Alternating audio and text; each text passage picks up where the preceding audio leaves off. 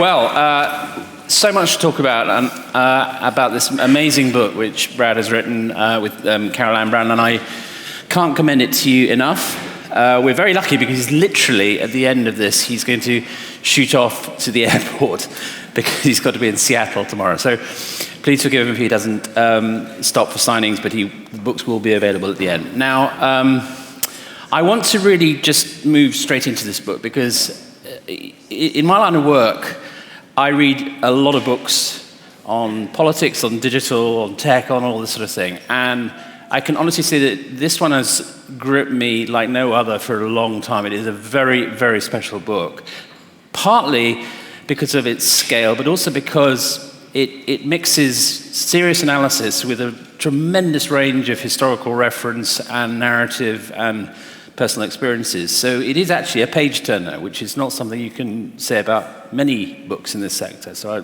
I get that personal recommendation out of the way. But it is meant genuinely and sincerely. Now, Brad, I wanted to ask you, sort of as a starting point, it's clear you think that we are at an inflection point in this whole discussion. This is something that goes through the book. Can you elaborate as to why you think that? Yes, certainly. I mean, the basic premise, one of the premises of the book is that any tool can be a weapon. A broom can be used to sweep the floor or hit someone over the head, as Caroline and I point out early in the pages. And then, of course, when you put it in those terms, the more powerful the tool, the more formidable the weapon.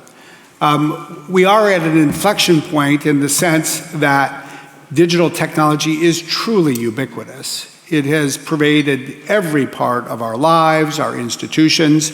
It is designed as a tool. It has been turned into a weapon, sometimes quite intentionally by, in some cases, authoritarian governments that are using cyber weapons to fundamentally attack democratic societies around the world.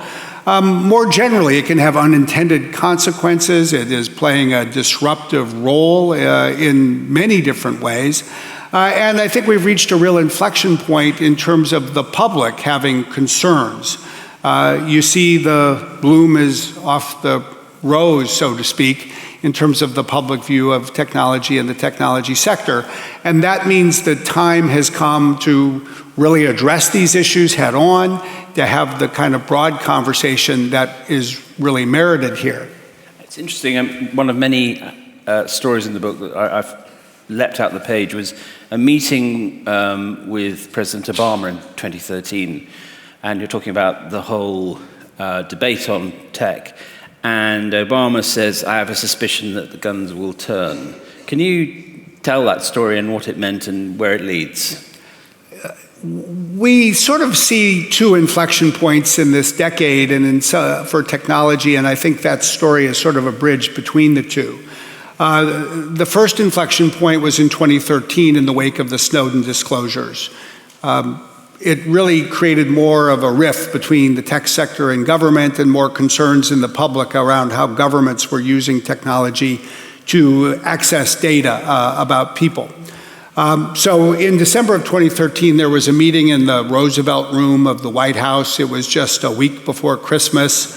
There were about 14 of us tech leaders in the room, a lot of household names, President Obama, Vice President Biden, the senior staff. And for most of the meeting, we went around the table and the tech leaders were each, almost without exception, pushing the president to put more checks and balances in place around the NSA, the National Security Agency.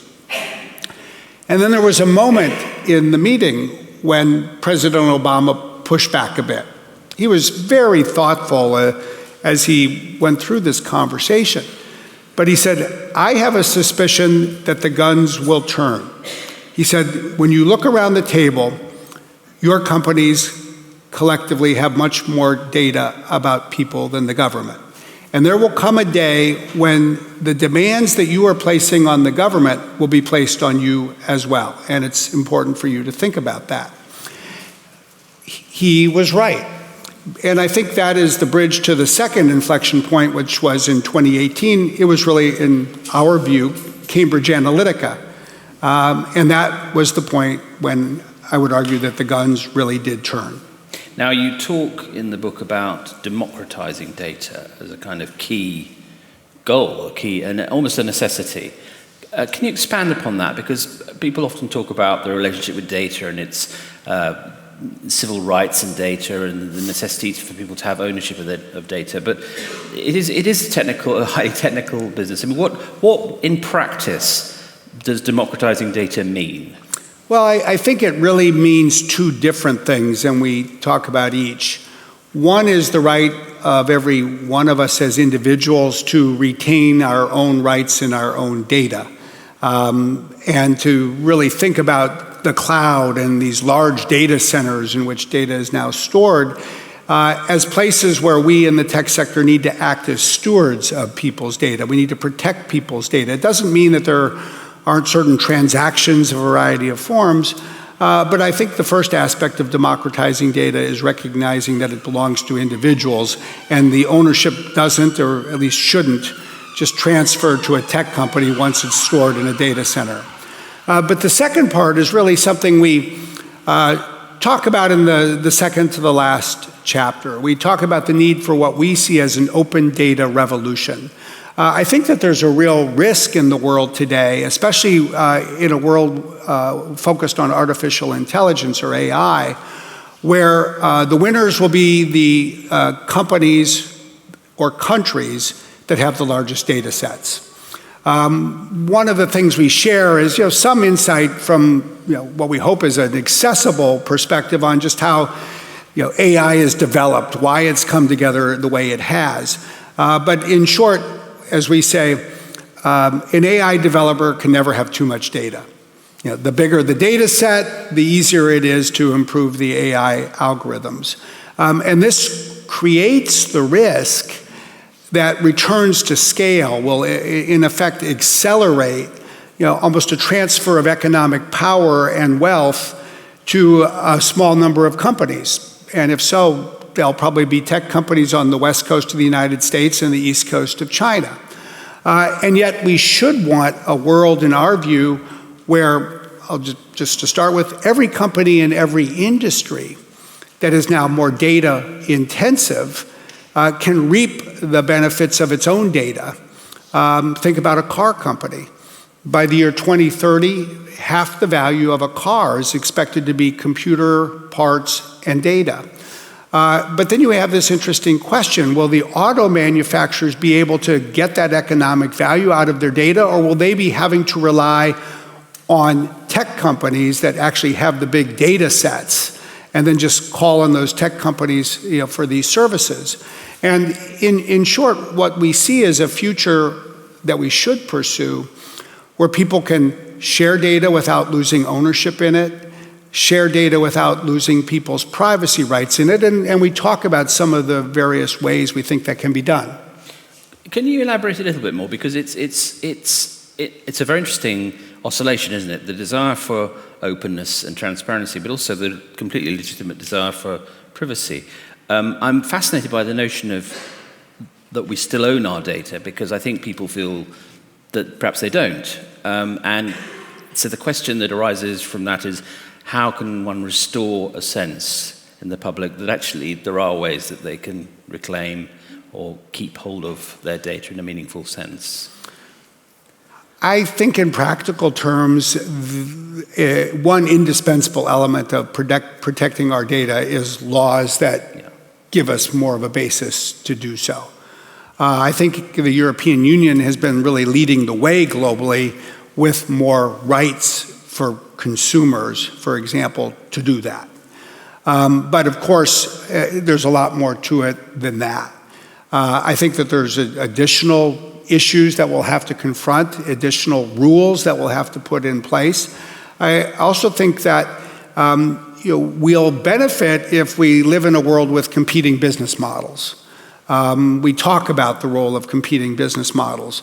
There are some business models where we, in effect, provide access to our data, and then our data is monetized through targeted advertising. There are other business models where that's not the case. And this is true both for individuals and consumers and also for the world of commercial data as well. And so if we get the right legal rules in place, the right protections for people, and then really incentivize the market so that there are more firms trying to provide that kind of protection for data, then I think it's possible to be more optimistic about the future. Now, let's just get out of the way one of the things you don't think should happen. There was quite a flurry of interest when Chris Hughes wrote in the New York Times that Facebook should be broken up. And then there was it's not the first time, but a kind of call in some quarters, Elizabeth Warren is now joining in that call, for a kind of new Theodore Roosevelt era of antitrust, breaking up of big companies. You're not persuaded of that. Can you explain why? We went through our own experience at Microsoft and learned a huge amount about it. It's distant enough that maybe many people forgot about it. Maybe some people never had the virtue of learning about it the way we did who lived through it. But we share some of what we learned, and frankly what we learned from the mistakes we made. 20 years ago, really to the day, the United States Justice Department and 20 states were bringing a case to break up Microsoft. In fact, they actually won initially a court order to break up Microsoft. Ultimately, that is not what happened. That's not what the courts approved. That's not what the Justice Department decided to pursue. What they did do is put in place rules that affected the Windows operating system, rules that were basically based on the premise that Windows at the time was so powerful economically that it needed to be regulated. We share the lessons we learned, frankly, from fighting that fight. And then, to some degree, losing it, and then recovering from it. And one lesson, in my view, is that you can do a lot more and more quickly by putting in rules that govern a product and technology than by pursuing cases to break up companies. One of the things we actually do in the book, if you look at it, is we try to share a lot of extra stories in the notes at the end, and we actually share a little bit of a narrative of how long these antitrust cases tend to last in history. And so if you want to spend 30 years fighting a fight, trying to break up a company is probably one way to do that. But we also share the lessons that we learned for ourselves, and fundamentally it was about the need to change. The need, as we say, to look in the mirror and see not what we wanted to see in ourselves, but what other people saw in us, to understand their concerns. We learned about the need that we had at the time to get out and spend more time with other people, collaborate with other people, act more proactively to solve small problems before they became larger, and perhaps above all, to compromise. If you meet the founders of big tech companies, they didn't get to where they are today by pursuing a lot of compromise. They stuck to their guns, and they made big bets, and by definition, because they are where they are, it meant that they won those bets. And yet we learned that there comes a time when you're so big, you have such an impact on other people in your industry, customers, citizens, economies, countries, that you have to compromise and figure out how to work with others in new ways. And in a positive vein, I think that our story is a little bit about the fact that life goes on. You can adapt, you can change, and you can be successful in new ways. So let's look at some of the areas where you really do have some quite radical suggestions. I mean, social media is one. And the very vivid description of the horrors of the Christchurch massacre and your feelings about that and the sense of urgency and the need to act around it. This, of course, follows a very vigorous debate around the world about social media in general. and its responsibilities for what it publishes. And in this country, there's been a very strong reaction to that debate, people arguing about whether it's legitimate for the social media platforms to call themselves platforms. Are they publishers? Do we need to invent a third jurisprudential category? What are the kind of some of this kind of headline measures you think need to be taken, Brad, to deal with the pathologies that have emerged from social media? One of the hot questions in the world of social media is whether the longstanding immunity from legal responsibility that was created in the 1990s in the United States should continue. Obviously people start when they think of social media by thinking about Facebook or Instagram or Twitter. We are quick to point out that one of the largest social networks in the world is the network that Microsoft owns called LinkedIn. It has 650 million members. And there's other forms of social networks as well that we own and operate, like Xbox Live, for example. The entry point into our thinking is the story that we share in the book. Just 2 weeks after the Christchurch terrorist attack, Carol Ann and I were in Wellington, the capital of New Zealand. And during the course of the day, we met with New Zealand Prime Minister Jacinda Ardern. And we share that encounter. She was, to us, extraordinarily impressive. I think many people saw that in how she handled the sorrow in New Zealand and Christchurch with such grace, and then with resolve to address first the issue around guns. And then she was very quick to say that tech companies needed to do more. You might say, well, what was it about Christchurch that was different? I mean, we've lived in a world where we've seen mass attacks on synagogues and churches and mosques and schools, and obviously here in the United Kingdom, in the tube or on bridges or elsewhere. There was a notable aspect about Christchurch that was different. It was really the first terrorist attack that used the internet as a stage. It was live streamed on Facebook, it was sort of teased on Twitter, it was broadcast on 8chan, it was uploaded over and over and over again on YouTube.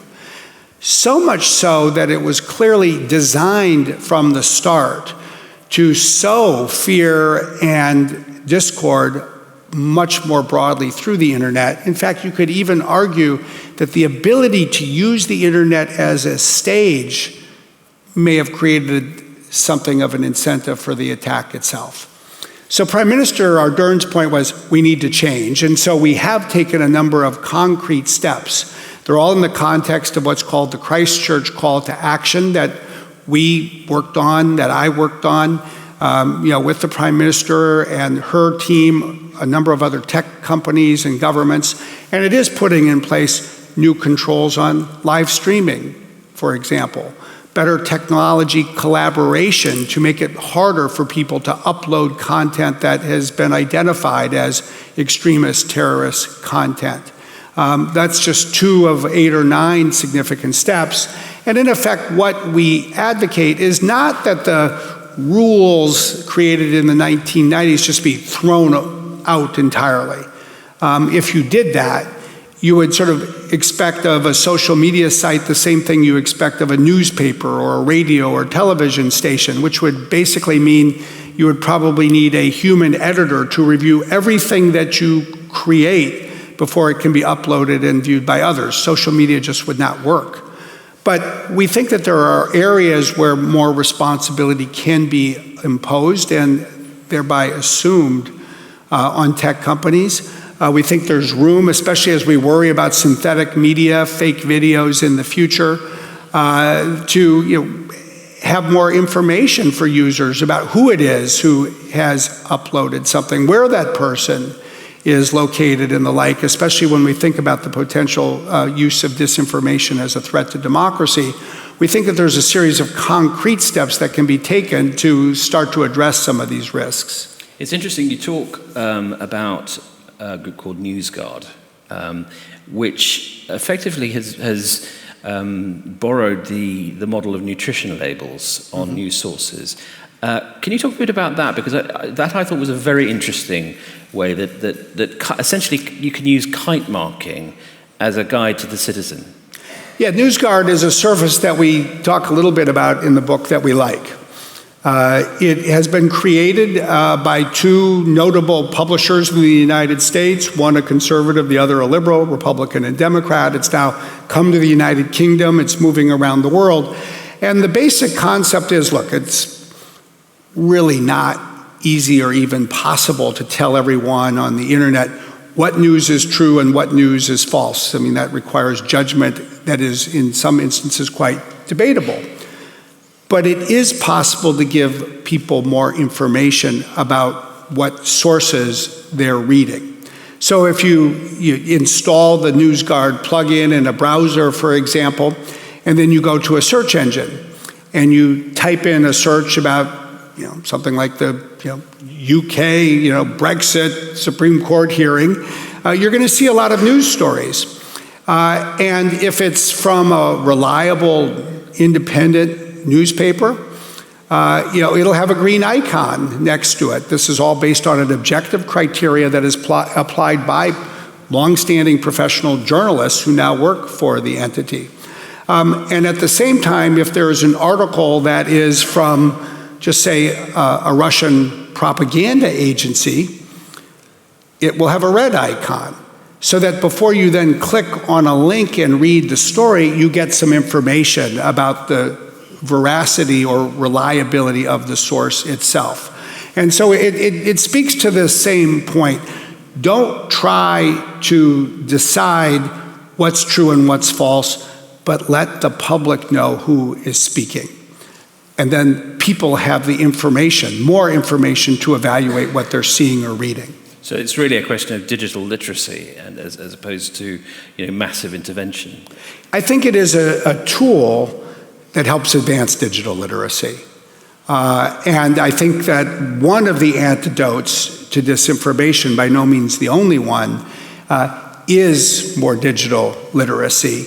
And we have to find creative ways to advance that. You also talk about the global arguments and debates that followed 2016 and the question of intervention in electoral processes. Now, in this country, as you know, we continue to relitigate the Brexit referendum. But I've, in conversations with people in government and elsewhere, I've been struck by how many of them are saying, well, look, that's all fine, but what you should be really worried about is next time. And it's quite likely there'll be an election coming up in the near future. We don't know when. How concerned, Brad, should we be about the porousness of the system? And what, in the medium term at least, can be done to safeguard our democracies against that sort of intervention? I think we all should be concerned about the future protection of our elections and our electoral systems. And one thing I think we should worry about, in part, perhaps especially in the United States, but in the UK and elsewhere, is that we can all spend so much time arguing about the past that we don't spend enough time coming together to protect the future. We see and describe three very distinct but related risks to democracy when it comes to the weaponization of technology. The first is the weaponization of email, in effect the hacking of email, of candidates, of political parties, of campaigns, of think tanks. We share the stories about the work that we have done at Microsoft to combat Russian hacking, which we started to pick up just literally 2 days after the Democratic National Convention in 2016.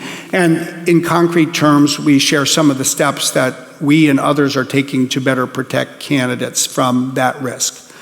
The second risk is really disinformation, which is in some ways the broadest risk.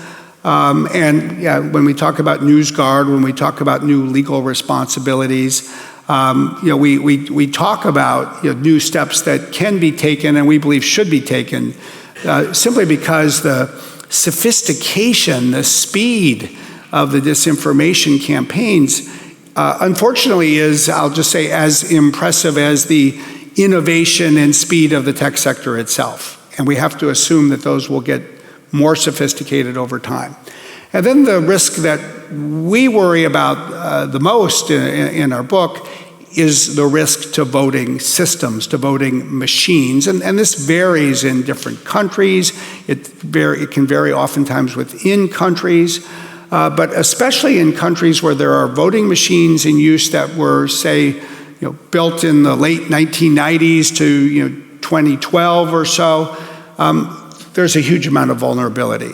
There are now well-documented instances of Russian efforts, in effect, to probe, identify vulnerabilities, and we don't yet have an instance where anyone has found evidence that actual votes were changed, but the vulnerability makes it clear that that is possible. And the basic point we make is, imagine finding after a close election that the votes had been tampered with, and it's impossible to know whether the votes that were counted were actually the votes that were cast. That would just be a fundamental risk to the integrity of our democracy. Do you worry that, not on a party political basis, but government as a form of human institution is struggling to keep up with the pace of technology? I'll give you an example, which is that the Brexit row hinged on Facebook and Cambridge Analytica. The legislation that applies to referendums was passed in the year 2000, and it hasn't been amended. And Facebook was invented in 2004. So necessarily, that act it's blind to the potential offences involved. And although there have been some sterling efforts by various individual politicians and committees, the fact is that that's where the statute book rests. Now, that's just one country, that's just one example, but temperamentally, government is not good at responding quickly. It's not good at immunizing the herd. Is there a way that companies can help? I think the answer is yes, and I will say our biggest concern, as we describe, is not that technology is moving so fast, but that governments are moving so slowly. And you'll see in the book we often analogize to history, because in our view, as has been said, history doesn't necessarily repeat itself, but it does often rhyme. And there's something that can be learned from that. And we worry that in some respects, the current era is a little bit like the early 1930s, when Albert Einstein warned that the machine age was proceeding so rapidly and humanity's organizing power, as he described it, just wasn't keeping pace. So we see that problem today. Governments need to move faster. Tech companies need to provide more information so that governments have more information and can move faster. I think we would serve ourselves well to move forward proactively with more concrete suggestions on where governments can move faster and how. But ultimately, we are, at one level, unabashed supporters of multilateralism. We believe that the problems of global technology can only be solved by governments working together. But our point is that the multilateralism that is needed in the 21st century, especially when it comes to technology, is often multi-stakeholderism as well. And by that we mean efforts that bring together governments and tech companies and other businesses and nonprofits, human rights organizations, civil society writ large. And some of the examples we highlight, some of the stories we tell, are about things like the Christchurch call, the Paris call last year around cybersecurity, that we see as models that should be considered more broadly. Now, I'd be delinquent if I didn't ask you a few questions about AI. Just before we do that, can I, using your own example, settle on a definition of what AI is? Because I think it's often used to apply to almost everything from C-3PO to, the singularity, and the use is a bit loose. Is it correct to say it is any device that can learn from data and experience and make decisions? Is that? Yeah, that is the way we define it. And you'll see in the book we have 3 chapters on AI. In the first chapter, we actually try to find a path. Hopefully you'll find it useful that just makes more accessible an understanding of what AI is and how it has come together and why it is coming together now. And yes, you've just used the definition that we use, the ability of machines to learn and then to make decisions themselves based on that learning. So crucially, it's not the same as automation. That seems to me a very important distinction. I think that's right. There's all kinds of automation that don't involve AI. There's actually some AI that doesn't involve automation because it may just provide learning that is shared and nothing more. So the two are related, but they're not the same. A wonderful, I was going to start by asking about AI and defense. A wonderful fact you talk about in one of your cultural references is that the Terminator there's been a Terminator film in every decade in recent decades, and so there's always that fear of Skynet taking over the defense system has always been part of the kind of cultural backdrop. And now it is not actually, whilst Skynet itself may not be in prospect, the concept of machines that could conceivably take the decision to kill people is not, at least it's not inconceivable. Now, you talk about a number of things, including the possibility of a Hippocratic oath for coders. Can you discuss this realm? Because it seems to me that is going to be one of the massive areas of disputation and discussion. Start with the basic premise that we are the first generation of people to be alive at a time when we have the power to give computers the power to make decisions that previously could only be made by people. That is one definition of the time in which we live. And so in some ways, I think one of the most fundamental questions for all of us who are alive at this point is, will we empower computers to make decisions in ways that reflect the best of humanity or the worst of humanity? And I think that if we don't work hard to get this right, there's a real risk that every generation that comes after us is going to pay quite a price. That, I think, frames the issue and doesn't really tell us how to solve the problem. What we advocate for is a set of ethical principles. We talk about the ethical principles that have been developed in parts of the industry, including at Microsoft. We need to operationalize these principles, and then we need to work through hard issues. And one of the several hard issues that is beginning to emerge is, when should autonomous weapons be empowered to make decisions, to spring into action, to respond, to shoot, to kill, and what principles are going to guide these weapons. And at one level, we advocate for what is known as meaningful human control, that weapons need to be accountable to people, that people need to remain in charge.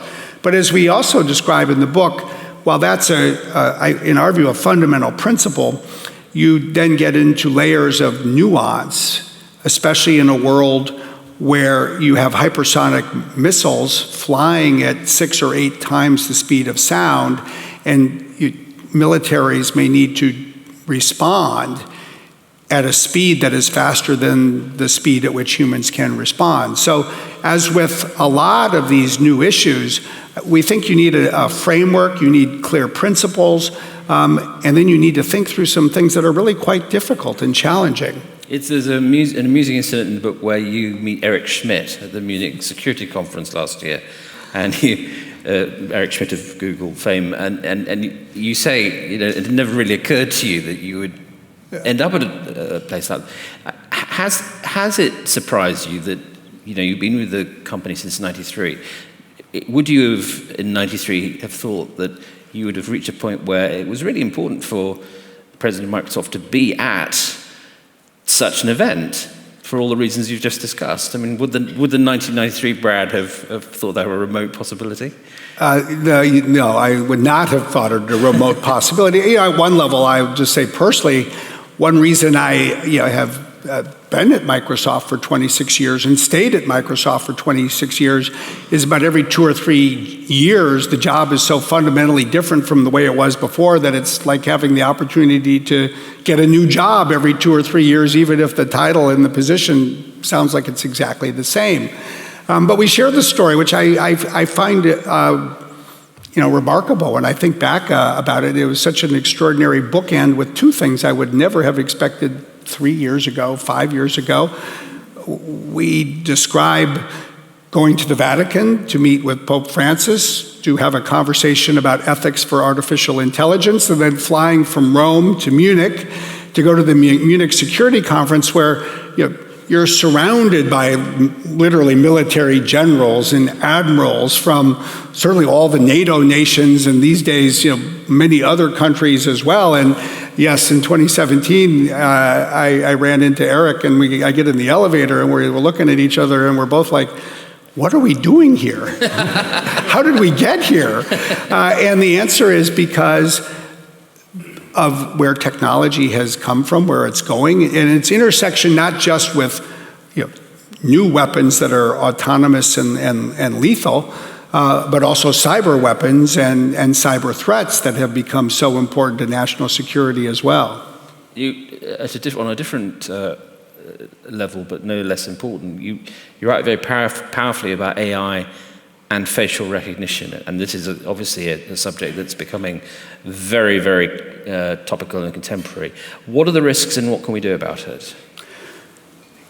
In my 26 years at Microsoft, I have never seen a technology policy issue explode as quickly as facial recognition has. It's really quite something. And I say this coming from a company that, on the one hand, believes that it can do many beneficial things for society, but there are concerns as well. And just 16 months ago, I wrote a blog on behalf of the company that said, these risks are real and we're going to need law and regulation to address them. And as we share in the book, the reaction in Silicon Valley was like, what are you doing? Why are you talking about this? There's no problem that anybody needs to worry about here. And then in less than a year, the city of San Francisco, next door to Silicon Valley, passed an ordinance that prohibited all public sector use of facial recognition. And I think that the focus around the world tends to be on three potential problems. One is about the risks of bias and discrimination, because the current state of technology causes it to work less well for people of color, for women. Second, there are issues around commercial privacy, what it means if we walk into every shop and we're recognized everywhere we go, we're identified with everything we pick up and put down. If that data is potentially passed from shop to shop, what does that mean for our privacy? And the third is really around democratic freedoms. I'm reminded, here we are in London, where 70 years ago, George Orwell wrote his book, 1984, not as a prediction, but as a warning. And there's always been a scene in that book that has stuck with me. It's a scene where people come together to basically organize themselves politically, the way people do in democratic nations. But because Big Brother follows people everywhere they go, the only way they can talk with each other to organize themselves is to sort of secretly meet up in a room that's completely dark. They can't speak because they'll be heard, and so they communicate with each other by tapping on each other's wrists in a circle. And the point we make is facial recognition technology is rapidly advancing to a point where that could, in effect, become possible. People would be recognized the moment they step out their door. They could be followed everywhere they go.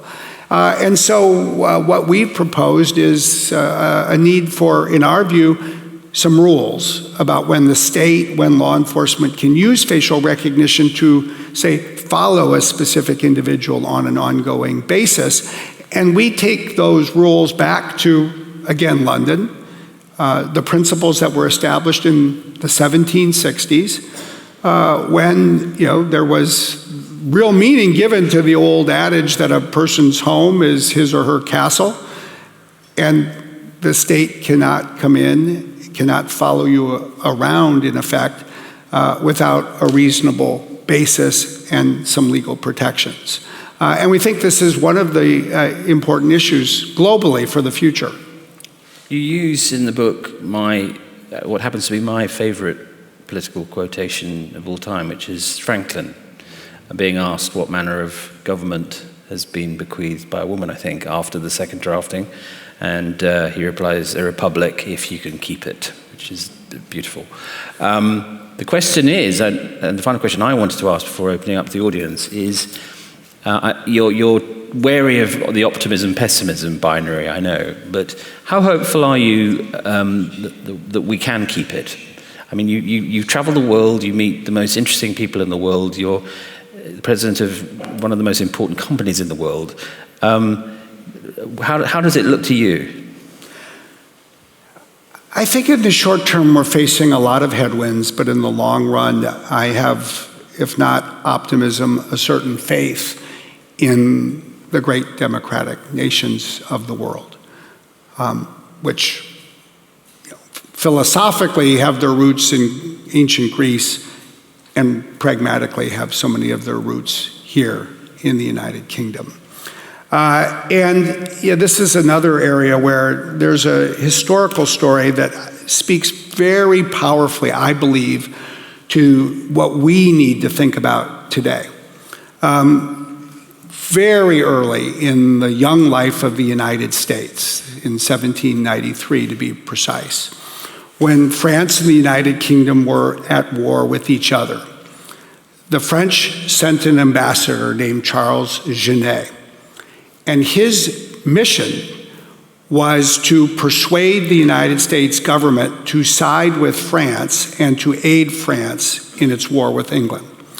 His instructions authorized him to seek to organize a popular revolt, if necessary, to overthrow the very young United States government, the first term of George Washington, if that's what it would take to get the U.S.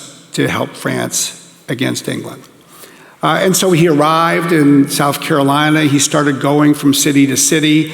He inflamed local public opinion. And there were fights in the streets. Some people were supportive of England. Some were supportive of France. And he proceeded to move up the eastern seaboard towards New York, which was the capital at the time. And mindful of this phrase by Benjamin Franklin, the new government was a republic if you could keep it, Washington had his own discord in his own cabinet. Alexander Hamilton supported England. Thomas Jefferson supported France. But as Genet was making his way around the country, this was the one issue where Hamilton and Jefferson set aside their differences.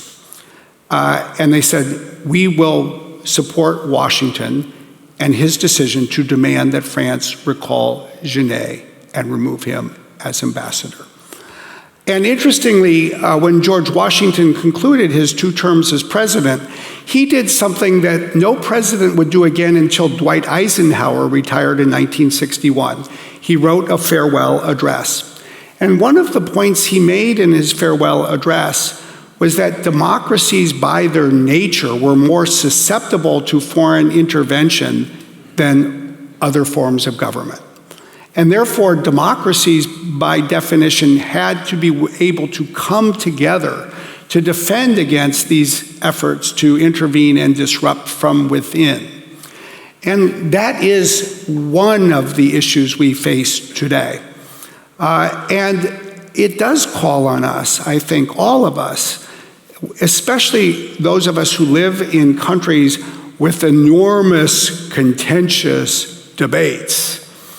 And the United Kingdom and the United States are both pretty high on that list at the moment. Yep. To remember that regardless of our differences, we enjoy the freedoms, the liberties, the society that we live in today because the people who came before us found in those critical moments that they could stop arguing long enough to protect democracy itself. And I think it's the kind of thing where if we remind ourselves of it, we can and will rise and meet this need. But we do need the reminder, not just of the present danger, but the previous successes Because if we don't stop and remind ourselves, we'll just lose sight of the need to do what needs to be done. Absolutely.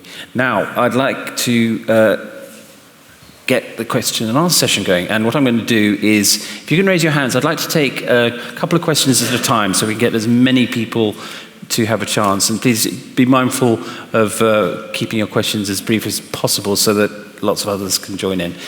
Yes, just there. And raise your hand so that I can direct, and there's someone else there as well after. Yes, do go ahead, sir. Thank you. Good afternoon, Brad. Scott Young. I'm actually on the board of Cambridge Quantum Computing, and we're working with you.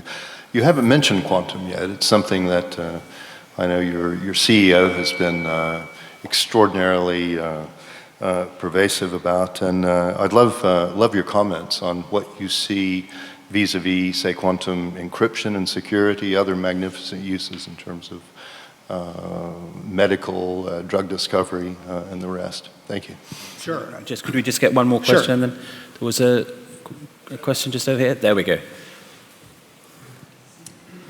The ugly world of geopolitics seemed to have raised its head, and you haven't mentioned sort of technology and how it appears in that. In particular, Chinese companies who have been accused of taking US IP, and then the US policy response to that, and how that plays out. What are the risks of the US government's behavior, and are any of their actions more merited? So geopolitics and quantum, nothing much. A couple of chicken feed questions. This should be very easy and take about 12 seconds. Yeah, if you could wrap it up, Brad. Now, interestingly, the closest we get to talking about quantum computing in our book is in the chapter on the US and China. Having at least become reasonably practiced in how to describe artificial intelligence in terms that most people who lack a PhD in computer science can nonetheless understand, I will first admit I'm still trying to figure out how to do this with quantum computing and help people think about what it means for something to be a qubit and be both a 1 and 0 at the same time. It's rather confusing. That's where I start. But quantum computing is an extraordinarily promising and emerging technology that will, in certain fields, and obviously you know vastly more about it than I do, make major contributions to some of the biggest scientific challenges of our time, especially as we're thinking about, say, health, medicine, and climate and the environment. And it will also be used in a variety of national security settings, either to break encryption or to then respond and create a new generation of encryption protection. It is, for all those reasons, regarded as quite economically important in various countries and even sensitive from a national security perspective. And therein lies the connection to the US-China relationship.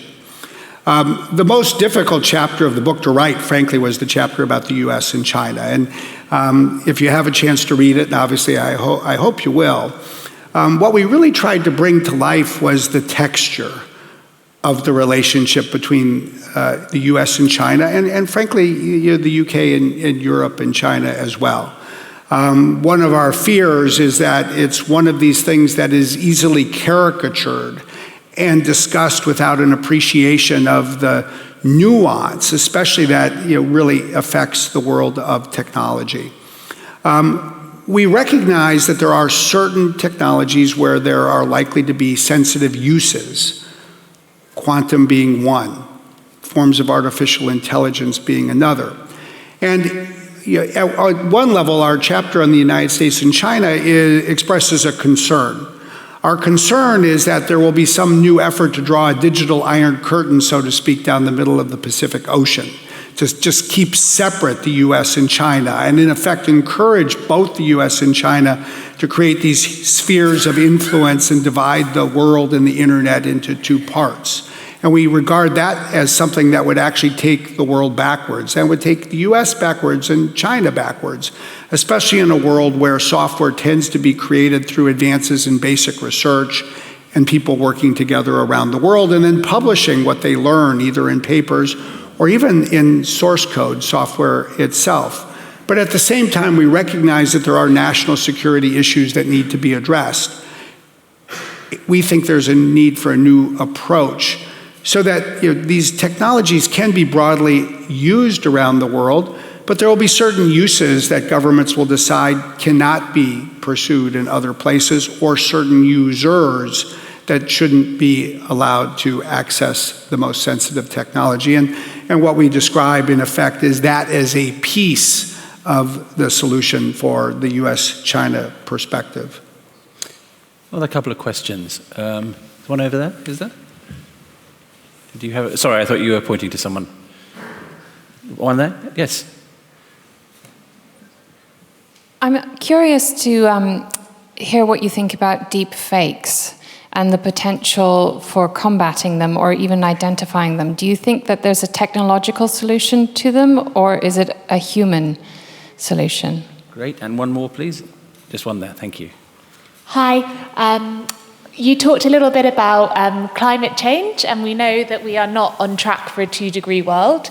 I wondered what your thoughts are on how we can harness and use technology to move beyond individual consumer behavior change to actually shift consumers and how we behave to get us on track for the change that we need.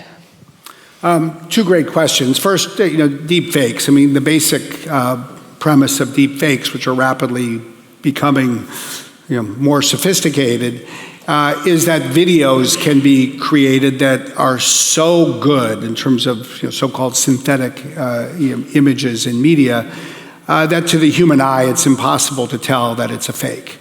I think the specter is real. The concern is valid, and we may well see more of this in the next year in some of the election campaigns around the world as a new form of disinformation. I think in the first instance, technology is a tool to respond to this weapon, and we are improving technology. And we have several efforts, including at Microsoft and Microsoft Research, to do that. What it really means is it will be like a lot of other areas of technology and weapons. It is a permanent proverbial game of cat and mouse. But we're the cat in our minds, and we want the cat to have more claws with better technology that can be used to identify these kinds of fakes. I do think that there's some interesting and important questions as well for what platform companies do. I think one of the more controversial decisions of this year was the decision made by one other company to allow a video of Nancy Pelosi, the U.S. Speaker of the House, that had been altered, to make it unflattering to her by changing the video, by slowing the speed, by allowing that to remain. I think that I don't think you can expect individuals or companies to decide about the truth of a particular point of view necessarily, who is right or who is wrong, and arguing about this or that. But once it's established that something has been altered, and is in that sense fake, once it's established that somebody has created a video, for example, in the future that is designed to deceive and mislead people by making it appear that something is real when we establish technologically and in effect scientifically that it is not, then at least I don't have any problem in my role as a decision maker in saying, that's something that doesn't necessarily need to be disseminated on our platform. We can make that choice about whether we want to disseminate that kind of deliberately deceptive content. But I think that's one of the discussions, the debates. I mean, there are other points of view. Other companies have other points of view, and it'll be good to discuss that more. When it comes to climate, we clearly need to do more. I mean, that's our point of view. We think that the science has shown that. Doesn't mean that the government where I live necessarily agrees with that, but that's the view that we've come to based on a review of the science. To answer your question, I think that as Bill Gates actually spoke over the last day and a half, we had a board of directors meeting in Dublin the last couple of days, and Bill was over for that. One of the most important things we can do is advance the technologies that will create alternative sources of energy, particularly, obviously, green or renewable energy. And so if we want to, incent consumers, and that was the question, I think the best way to help incent consumers is to provide more attractive and less costly alternatives. One of the points that Bill has made that I completely agree with is we need to shift the world to more reliance on electricity as distinct from fossil fuels. Of course, what that means is that we need to produce electricity with green or renewable energy rather than fossil fuels. We need enormous advances in batteries, for example. I think we should want to move the world towards more electrical vehicles. I don't know all the details, but I give Amazon a lot of credit for just announcing today that it's going to spend $100 million for electric trucks in the United States, because anything that can create a market that drives down the cost of alternative vehicles is likely, by definition, I think, to help enable consumers, all of us, to then have an electric car in the future. But then I think that that's just sort of one aspect of what we in the tech sector need to do. We have a huge responsibility to keep accelerating our move towards renewable energy for our data centers, because as we point out in the book, data centers have become the world's largest consumer of electricity, and we're focused on doing that. We need to take other steps to reduce our environmental footprints. We have huge opportunities to use artificial intelligence just as a new tool to address issues around climate. And we have a program called AI for Earth that focuses on that, and it's one of many things that I think we in the tech sector have the opportunity to pursue. Another couple of questions, please. Yes, just here, on this row here. Thank you. Thank you. You briefly mentioned the bias in technology, and I suppose the algorithms towards men and white people. I was just wondering, what are the main ways that issue manifests itself, and what can we do about it? Okay, and then one more. Yes, just up here, actually. Just up here. Next. Thank you. Sir, yes. The history of academia has always had ethics as a major study for many, many years, going back to ancient Greece. But the advent and the speed of technology and the development of problems such as Cambridge Analytica suggests that the whole study of ethics is way behind the growth of technology. And it appears to me that most of the decisions that are being made these days are reactive rather than proactive. Do you think that the tech industry should be looking at creating some overall new standards, or discussing with people how there could be new standards in ethics? Great questions, and like some of the others, I think they're related. One of the reasons I think that they're related is that one of the ethical principles or standards that we believe is needed is, in fact, to address bias.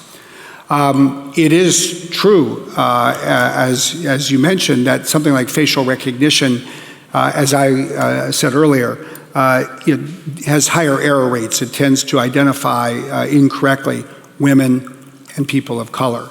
And the fundamental first cause of that relates to data sets. It goes back to the point I was making earlier. Bigger data sets lead to more accurate and effective artificial intelligence systems. It turns out that in some scenarios, there are more photos of men than women. There are more photos of Caucasians than people of color, and that contributes to the higher error rates. There are a variety of steps that can be taken to address that. And it starts with, frankly, just people recognizing it. Once you recognize it, people can work harder to build a broader data set that is more representative of a population. There's also, interesting work underway.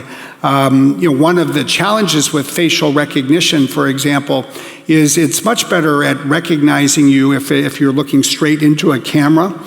That's why if you're going through an immigration system, they might say, look straight into the camera. If it catches you from the side, for example, the accuracy rate drops. But here there is computer simulation work that is being used to start with images and then better train the model. So there's a lot of good research and engineering work that can be done. I think, as with a lot of things in life, a first cause has an underlying cause, and I think it's fair to say that sometimes one of the reasons there is bias is because the engineering teams working on a project are not as diverse as the world the product needs to serve. And I think this is, it really adds even more urgency to the need to have more women in technology, to have more diverse people in technology, to ensure that those of us who work in the tech sector then translate that into having diversity on teams and really creating a culture where people learn from each other. I mean, one's effectiveness is limited if you have diverse people, but a culture that discourages them from sharing their views. So all of that, I think, is important work for us. I do think that your point about ethics is fundamentally on the mark. It's interesting because as we've thought about, for example, the issues around ethics in the military, one of the anecdotes we share in the book is that in a place like the United Kingdom or in the United States, we don't live in countries where militaries never make mistakes. They sometimes do. But we do live in these democratic societies that, among other things, has expected and even demanded a strong focus on military ethics that translate into codes of conduct for the military. It's part of the training of a cadet who's going to a military school or an academy. Now let's then think about computer science. In the United States, we point out that if you look at all of the top universities in the best computer science departments by reputation, only one of the top 10 requires currently that students take a course in ethics in order to get a computer science degree. So the first step, I think, is to recognize that as AI advances and as technology is so ubiquitously impactful, we need to integrate ethics into computer and data science. And there's a variety of ways to do that. It can be a part of every course. It can be its own course. Maybe it should be both. I think that there is absolutely an element of what you described. We then need to create new standards of ethics. That's what we're seeking to do. We define these 6 ethical principles. We're working to operationalize them. We're creating detailed engineering and business standards to implement them. I think at bottom, what it really means, in my opinion, is that a domain that has really been the domain of engineers, creation of software, creation of hardware, a domain that has been the province of, say, computer scientists, data scientists, mechanical and electrical and other engineers, needs to become more multidisciplinary. The creation of these new forms of technology inside companies and inside the governments and nonprofits and all the entities that will deploy this technology needs to bring together not just computer and data scientists and engineers, but frankly, people from the humanities, from the social sciences. And that's where I'm actually encouraged. As somebody who was not a computer scientist or data scientist, but came from the liberal arts, I've always been struck by what I think was one of the most interesting comments made by Steve Jobs. he really attributed his success as a designer at Apple, and that's really what I think it's fair to say part of what he was, the chief designer of Apple's greatest products, as a task that involved his work every day at the intersection of engineering and the liberal arts. And within the senior ranks of Microsoft, I'm sort of the liberal arts person.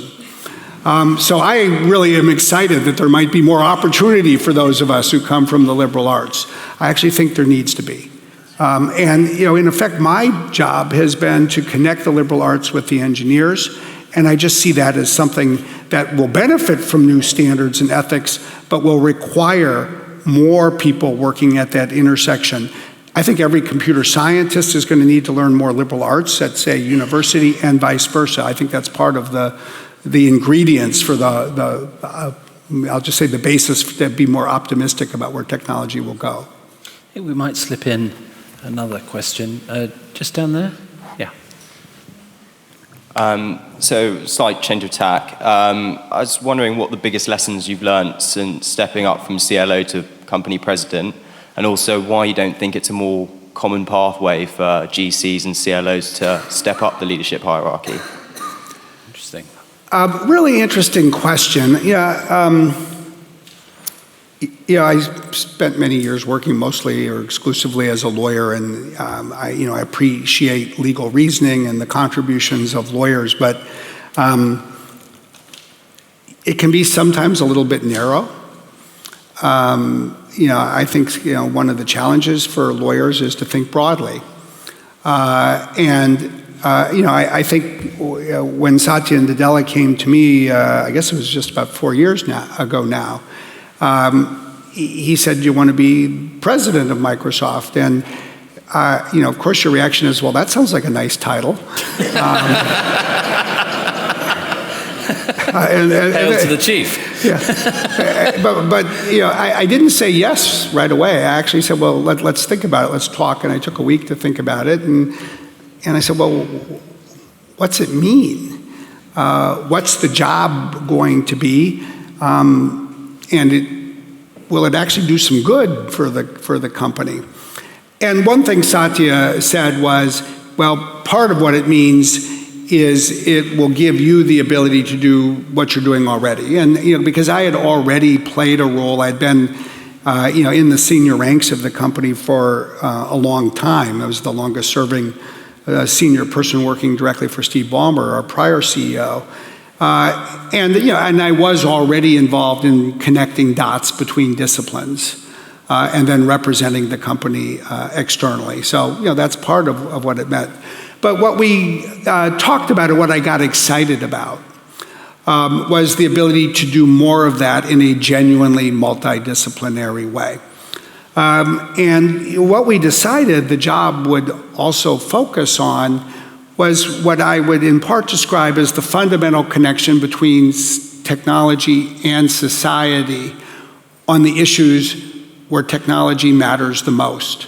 And we identified privacy, security, accessibility, sustainability, what we call digital inclusion, and became over time access to broadband and skills development and the like. And what we decided was that this would become a role that would bring people together from across the company to drive proactive, strategic work across the company, in the product space, in the business space, in the outward-facing policy and philanthropic space, and in effect bring together stakeholders internally and externally that need to come together to address all of these issues. One of the things that I knew, but I have learned every day since, was you could give me the title president, but if I issued things called executive orders, no one would follow them. Because the nature of a technology company is that engineers have passion and conviction around specific ways to do things, and they don't really like to follow orders. And then you add to that, frankly, how much things have changed just over the last 4 or 5 years. And this is a comment in part about what it means to help lead a technology company on the West Coast of the United States, but I think it's broader than that. We have a new generation of employees that have much greater expectations for the societal responsibilities they want their companies to address. They also have a much greater expectation for their own opportunity to voice their point of view and be heard. So you simply can no longer, at least in a place like Microsoft, issue orders and people don't even know how to salute, much less are they prepared to do so. And so the whole exercise in leadership is so interestingly different. You see this in responses to the employee activism in our industry. I don't think you can just react quickly and say, oh my gosh, people are upset, so we're going to reverse course. I don't think you can say, these people don't know what they're talking about, so we're not going to listen to them. If there's been a lesson that I have learned so many times, it's that people who may not have the right answers, at least in my view or other senior folks' view, may nonetheless be asking the right questions.